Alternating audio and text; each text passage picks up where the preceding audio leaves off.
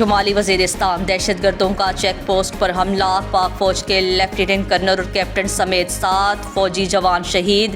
شمالی وزیرستان کے علاقے میر علی میں دہشت گردوں کے حملے میں لیفٹیننٹ کرنل اور کیپٹن سمیت 7 فوجی جوان شہید ہو گئے، جبکہ کلیئرنس آپریشن میں 6 دہشت گردوں کو بھی ہلاک کر دیا گیا ہے۔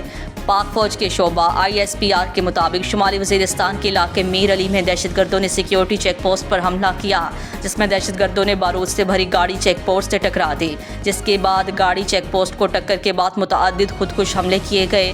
ان خودکش حملوں کے نتیجے میں عمارت کا ایک حصہ گر گیا، جس کے نتیجے میں 5 جوانوں نے جام شہادت نوش کیا۔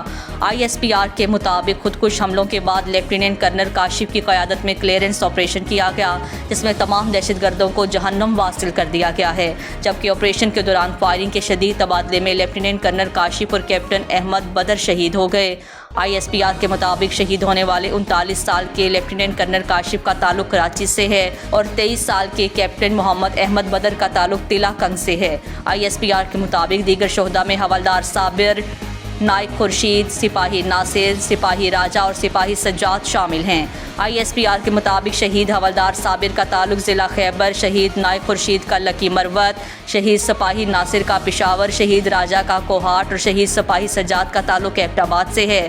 ISPR کا کہنا ہے پاکستان کی سیکیورٹی فورسز ملک سے دہشت گردی کی لعنت کو ختم کرنے کے لیے پرعزم ہیں۔ ہمارے بہادر سپاہیوں کی ایسی قربانیاں ہمارے عزم کو مزید مضبوط کرتی ہیں۔